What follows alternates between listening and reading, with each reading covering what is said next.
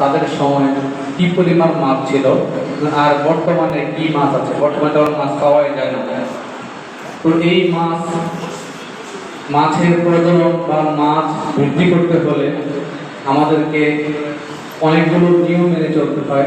এর মধ্যে আছে যে ঝাটকা নিধন না করা, পোনা নিধন না করা, কিছু জাল আছে যে জালগুলো আমরা ব্যবহার না করলে মাছের সংখ্যা বৃদ্ধি পাবে, মাছ তার স্বাভাবিক জীবন লিড করতে পারবে, হয়ে মাছের প্রজনন বৃদ্ধি পাবে।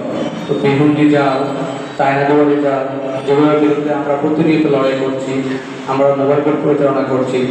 তো এর মাধ্যমে আমরা বিশ্বাস করি যে আমরা আমাদের সেই সোনালী অতীত ফিরিয়ে আনতে পারবো, যখন আমরা আমাদের যে প্রবাদটা আছে মাছের ভাতে বাঙালি, সেটা বাস্তবতা দিতে পারবো।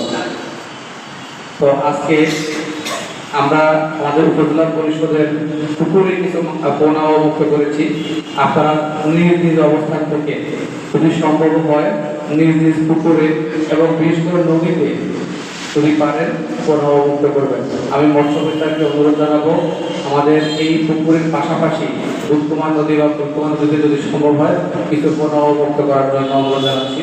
আমাদের জেলা যে মিটিং আছে সেখানে একটা সিদ্ধান্ত হয়েছিল পুকুরের পাশাপাশি নদীতে পোনা মুক্তকরণের বিষয়ে। তো আমার জেলা সমন্বয় সভা আছে, এই জন্য অন্যান্য আনুষ্ঠানিকতা যেগুলো আছে সেগুলো না করে সরাসরি আমি নিজে বক্তব্য দিচ্ছি, সেজন্য দুঃখ প্রকাশ করছি। আর আমি আজকের এই জাতীয় মৎস্য পক্ষ 2026 শুভ উদ্বোধন ঘোষণা করছি। আসসালামু আলাইকুম।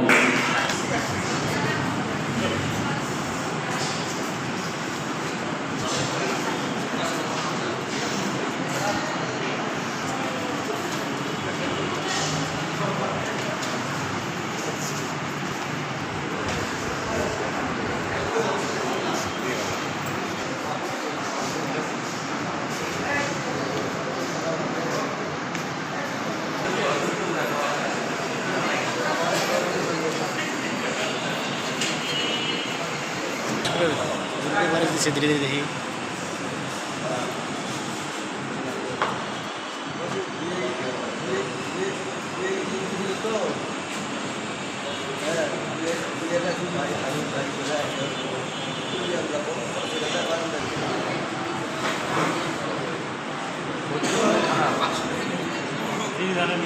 हाँ